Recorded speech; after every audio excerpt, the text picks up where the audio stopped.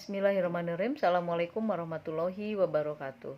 Bertemu lagi bersama Ibu dalam mata pembelajaran Geografi SMA, khususnya untuk anak-anakku peserta didik kelas 11.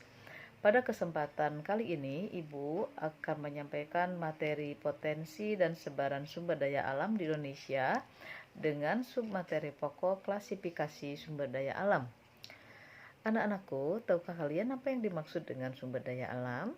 Sumber daya alam adalah semua potensi alam, baik berupa benda mati maupun makhluk hidup yang dapat dimanfaatkan untuk kelangsungan hidup manusia. Itu yang dimaksud dengan sumber daya alam. Sedangkan menurut Undang-Undang Republik Indonesia tahun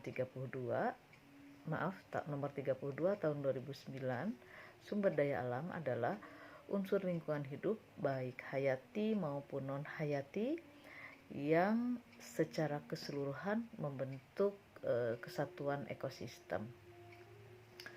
Anak-anakku, pada dasarnya sumber daya alam itu memiliki 4 nilai.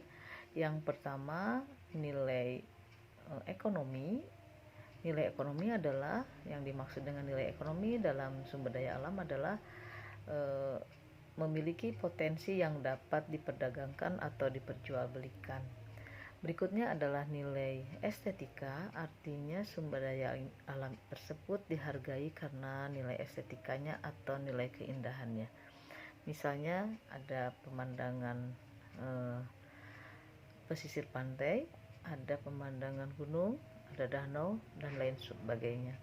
Kemudian yang ketiga adalah nilai etika. Artinya nilai etika ini adalah nilai yang terkait dalam potensi sumber daya alam yang dalam memanfaatkannya itu dipikirkan untuk pemenuhan kebutuhan generasi yang akan datang. Jadi nilai etika ini adalah nilai yang terkait dengan kelestarian dari sumber daya alam itu agar dapat kebermanfaatannya itu digunakan untuk generasi sekarang dan generasi yang akan datang. Berikutnya adalah nilai hukum. Nilai hukum ini terkait dengan undang-undang atau peraturan yang berlaku dalam pemanfaatan sumber daya alam supaya tetap terjaga kelestariannya. Nah, sumber daya alam ini tentunya sangat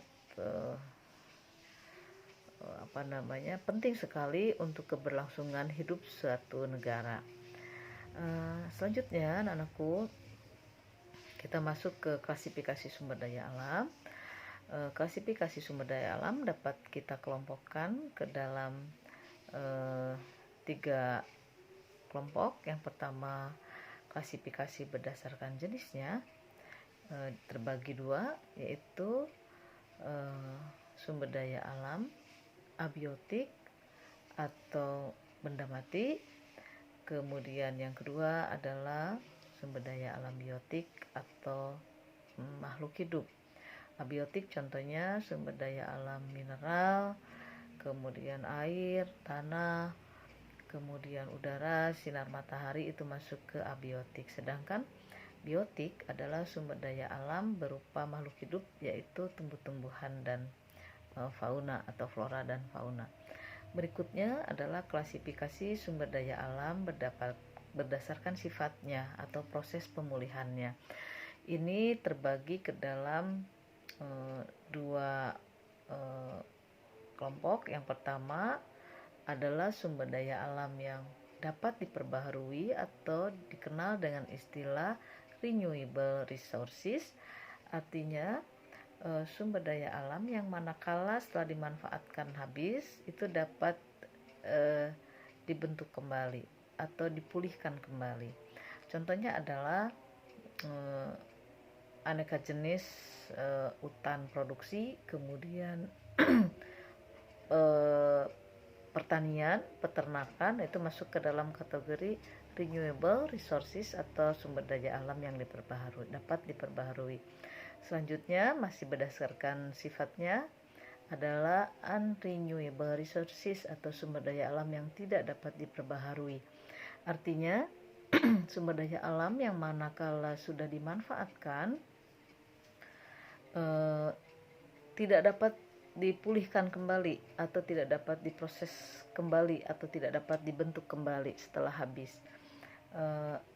Dalam hal ini proses pemulihannya itu sangat lama, tidak terukur oleh umur manusia, jadi bisa ratusan bahkan jutaan tahun proses pembentukannya. Nah, dalam kategori ini yang termasuk sumber daya alam yang tidak dapat diperbaharui, contohnya adalah barang tambang, barang galian, minyak bumi. Nah, itu masuknya ke dalam sumber daya alam yang tidak dapat diperbaharui.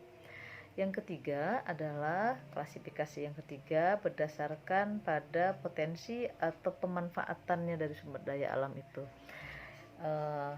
Terbagi ke dalam tiga. Yang pertama, sumber daya yang dimanfaatkan fisiknya atau materinya, contohnya hasil hutan, kayunya kita manfaatkan, pertanian, hasilnya kita makan, kita jual.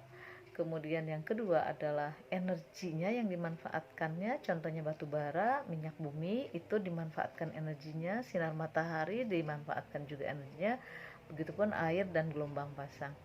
Yang ketiga adalah sumber daya yang dimanfaatkan ruangnya, yaitu adalah yang dimaksud dengan ruang di sini adalah tanah yang dimanfaatkan untuk berbagai aktivitas dan pembangunan. Tanah juga berguna untuk lahan pemukiman, tanah juga dimanfaatkan untuk berbagai aktivitas masyarakat dalam bermata pencaharian.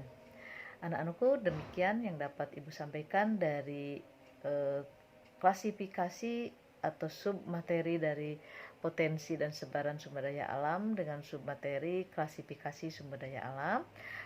Tetap semangat belajar. Assalamualaikum warahmatullahi wabarakatuh.